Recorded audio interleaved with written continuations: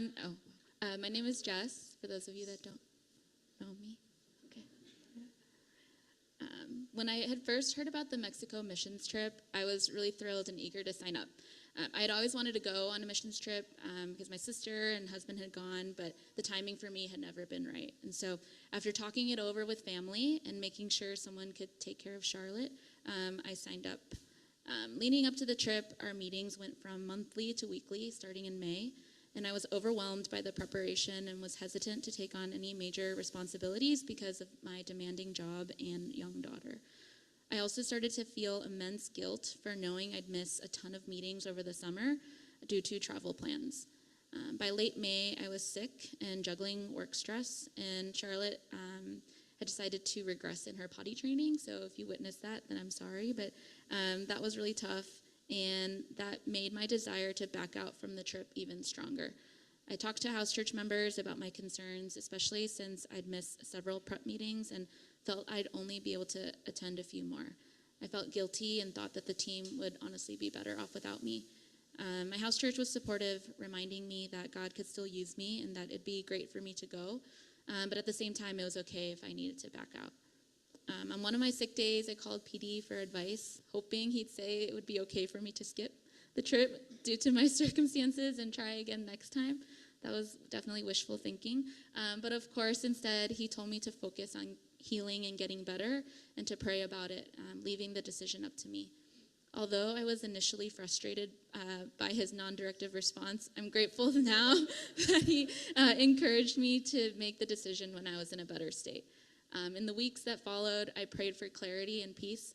Although I didn't receive a clear answer, my anxieties eased as I continued attending meetings. One Sunday, after talking to Jay on a whim, through our conversation, you probably actually don't know, but I realized that I had made a commitment to my team and that I didn't want to let them down. So I decided to go, resolving to let go of any guilt about not being the perfect team member. The week before missions, though, I definitely experienced spiritual warfare. Work stress was at its peak, and I was getting into arguments with Josh about things I don't even remember now. But in the moment, it felt like my world was crashing. On top of that, we were having house foundation issues and water leaks. But immediately after HOP, I felt peace about my situation, and even more so by Friday evening. It's amazing what prayer can do and what God can do.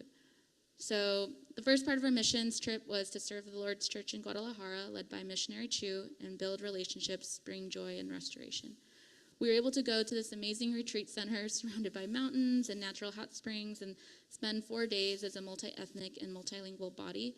It sounds amazing, but that first day felt really, really long. Between 3 different languages and overall awkwardness, it was really tough for me to see why God had sent me there and how he was going to use me during this week. All I could say in Spanish was, "How are you?" and "What is your name?" and "Nice to meet you." And all I could think was, how the heck am I going to be able to build any relationships with the people if I can't even hold a simple conversation?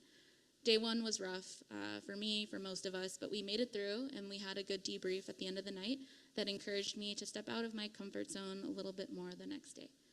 Through daily devotionals and support from team members who had served before and the amazing energy of the youth kids, I saw God breaking down my walls.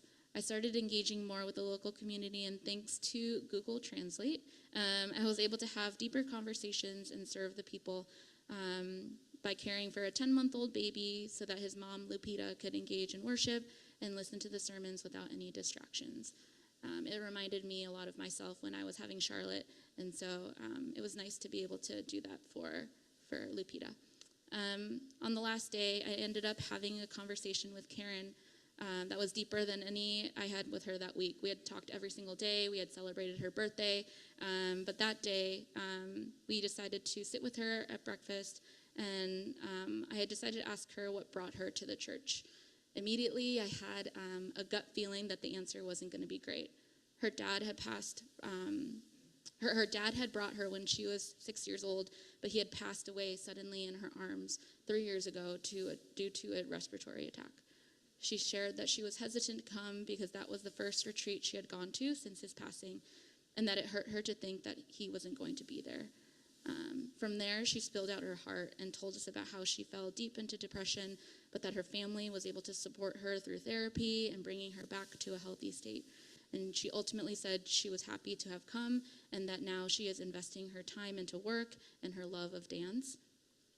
This is amazing because I had learned that in Guadalajara there aren't a lot of opportunities for young women due to lack of education and jobs, and so they fall into this trap of like having kids when they're like not even 20, and so it just continues and continues. But God had used her dad to encourage her to build a solid foundation on Christ, and now her family and now our mission team was able to foster healing and hope.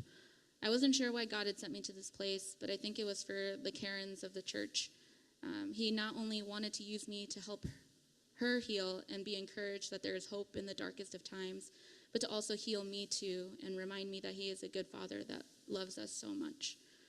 The second half of our missions trip was to serve the kids at the Huichol Indian Village through VBS. Walking into the village, it was a complete 180 from the retreat camp we were just at.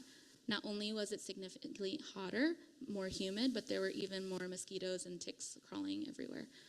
There was also a lack of basic necessities throughout the village, like water, which was really tough to stomach. Despite the terrible living conditions, the kids were so happy for us to be there. Our first lunch we actually accidentally brought a few kids into their camp. Like later we found out that was not allowed just because we didn't have enough food for everyone. But we ended up giving a few kids a plate of taco meat and eggs. And they probably haven't had a meal like that in a while. But one of the girls, she didn't hesitate to share her food with the stray dogs. And so to some that may like not really mean much, but that was so powerful to me because I saw this girl that had the biggest of hearts and one that was willing to give up such little that she had for others, even something as lowly as a stray dog. So my prayer is that I can have the same loving heart that is willing to give my best to others and not just scraps. Overall, the VBS was a blast and incredibly rewarding. I can share so many stories, but I won't for the sake of time. So what I mainly took away from the second half of the missions trip was the value of having a childlike heart and to praise God in an undignified way because he is more than deserving of that. Because if we're not praising our God joyfully, then what are we really doing on this earth? So to wrap things up, I want to share my reflection on one of the daily devotionals we had during the week. It was on Isaiah 55:9. For as the heavens are higher than the earth, so are my ways higher than your ways, and my thoughts than your thoughts. This passage reminded me that God works in ways in which we can't understand. And while for most of my Christian life I've tried to understand why God gives and why he takes away, I've come to realize this year that it doesn't matter, because no matter how hard I try to understand, I won't be able to because he is of a greater mind than I'll ever have. It's beautiful to know that he knows what's best and that his plan for our lives will be so much greater than we can ever imagine, just like how a parent doesn't feed us stones, as mentioned in Matthew 7:9. I may never know the true reason for which God called me to go on this missions trip, but I know that I don't need all the answers and that God will reveal his heart and truth when it makes sense. This is similar to how Moses probably felt when God told him to go to Pharaoh to bring the Israelites out of Egypt. Moses had the same insecurities I did. Who am I that I should go? I have never been eloquent and I am slow of speech and tongue. Please send someone else. But Moses obeyed, and God did great and wondrous works through him. In hindsight, I may have been a bit impulsive and could have considered what I was committing to more carefully, but despite my lack of foresight, it's reassuring to know that, like Moses, God equips us when we obey. And my prayer for the future is that when faced with similar circumstances again, that I won't question whether or not God can use me for his glory. I just want to say thank you to everyone here who prayed for us as leading up to the missions trip, but also during. We definitely felt it. I definitely felt it and better for it. So thank you.